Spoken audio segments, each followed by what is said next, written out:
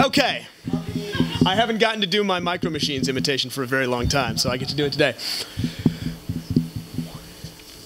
Hi, my name is Eric Gradman, and I'm a professional roboticist. I'm actually a recovering semantic web geek. Remember when that used to be cool? But recently, inspired by my SynLabs collaborators, I've been focusing on interactive art and multiplayer games. So I want to tell you about that. All right, you've been using Facebook, you've been using Twitter. It's going out on the Cloud Mirror is going out online, and it is fetching all that embarrassing crap from the internet and splashing it up on your face in public. Waiting for my next slide. Here we go. You can be a victim of this wonderful device. It's using augmented reality to put a thought bubble up on your face. Yeah? And it's augmenting your conference badge with the embarrassing photos from the internet. I love that girl. So this is going on lots of web services. It's downloading Facebook, Flickr, Twitter, Yahoo image searches. It's going on IMDb. As you saw, it's even checking the Internet Sex Offender Registry. And it's doing all that from an Amazon EC2 share. Now, the point I'm trying to make with this is that there are a lot of moving pieces in the Cloud Mirror. There's computer vision systems. It's tracking your face. It's tracking your badge. There are many pieces loosely joined in the projects I tend to do. I take sensors, actuators, computers, and I modularize them as quickly as I possibly can. And then I just connect them all together. And I see what makes something cool. Now, if you replace the word cool in that sentence with useful, that is robotics. And so the art I make is sort of inextricably intertwined with the process of robotics that I do every day. We take hardware and we turn it into robots. I work with devices that look a lot like this one. If you're in the back of a moving vehicle, hanging on for dear life with one hand and typing with the other, it's easy to lose track of the artistry. But that's why I do the kind of artistic projects that, oh no.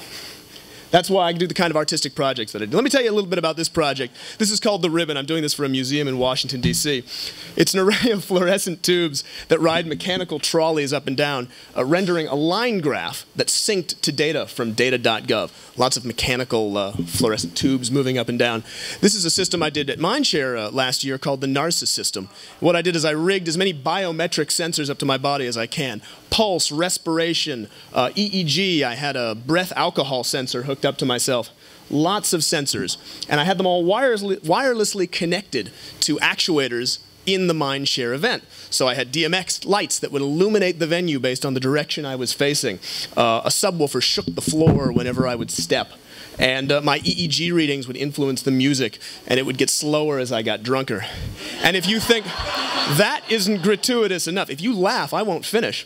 I strapped this iPhone to my head with an EEG sensor, and I used this fluid dynamics system running on a multi-touch table, and it was also sound sensitive.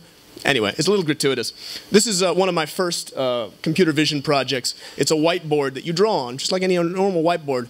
And then it reprojects these objects which drop from the ceiling, bouncing off all the things you've drawn and finally coming to rest. It's also sound sensitive.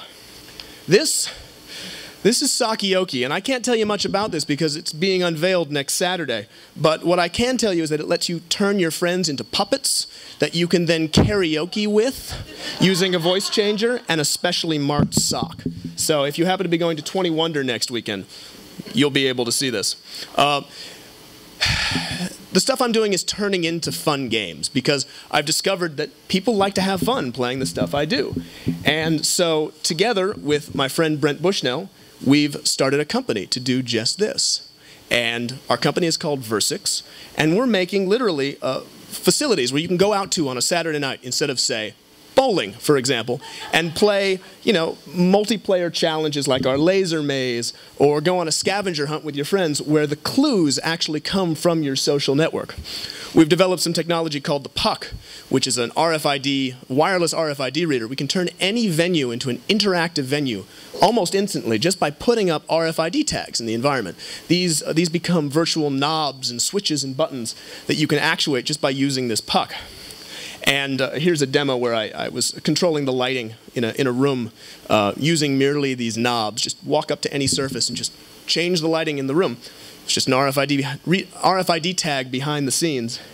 And what we're doing is very much tied to the internet. So if you can imagine a combination of Foursquare, Mafia Wars, and giant lasers.